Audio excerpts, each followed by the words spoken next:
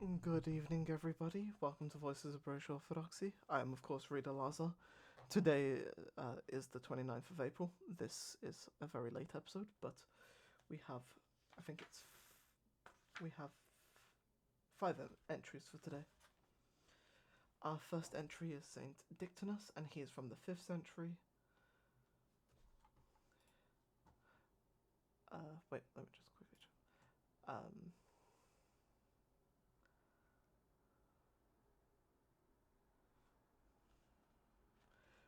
St. Patrick's first convert in Ireland. St. Dictynus was the son of an Irish chieftain and a swineherd in his youth. He gave St. Patrick the land at Seoul for his first church.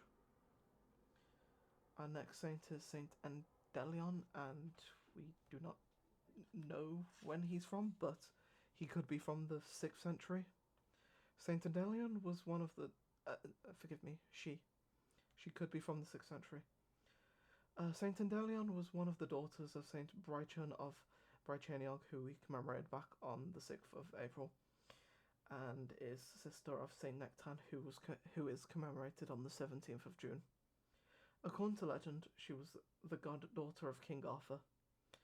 Saint Endelion lived as an anchorite in Cornwall, and is commemorated by the church in the village of Saint Endelion in North Cornwall in England. Our next saint is Saint Firechan, also known as Saint Fianchin, and he is from the 7th century. Saint Firechan was a monk under Saint Carthage the Younger, who is commemorated on the 14th of May, at the famous Lismore Abbey in County Waterford. He is especially remembered for his obedience and gift of prayer.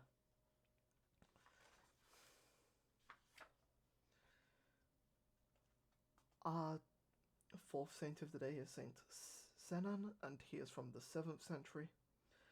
Saint Senan was a hermit in northern Wales, about whom there is no information extant. Our final saint of the day is Saint Wilfrid the Younger. He is from the 8th century, and there's also a different entry that's been posted in the group chat, so I will also read that for you all. But first we're going to read the entry from the book. After receiving his education at Whitby under St. Hilda, who is commemorated on the 17th of November, St. Wilfrid attached himself to St. John of Beverley, who is commemorated on the 7th of May. He later succeeded St. John of Beverley as the last bishop of York, as the see was elevated to an archbishopric during the time of his successor.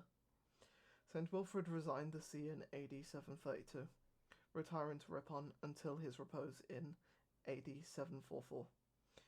He was buried at Ripon, though it is possible his relics were later translated to Canterbury, in the mistaken belief that they were those of his more famous namesake, who is commemorated on the 12th of November. And the entry from the group chat. Wilfrid II, also known as Wilfrith or Wilfrid the Younger, was the last bishop of York before the see was converted to an archbishopric during the time of his successor. He was a monk at Whitby and studied there when Hilda was abbess. In 718 he was consecrated as coadjutor bishop to John Beverley. Wilfrid was described as a very holy man, interested in education, and he resigned his bishopric in 732. He died on the 29th of April in either 745 or 746, and was buried at Ripon. May those saints intercede for us before the righteous judge. We have 2 entries for tomorrow, so I will see you tomorrow. Christ is risen from the dead, trampling down death by death, and upon those in the tombs bestowing life.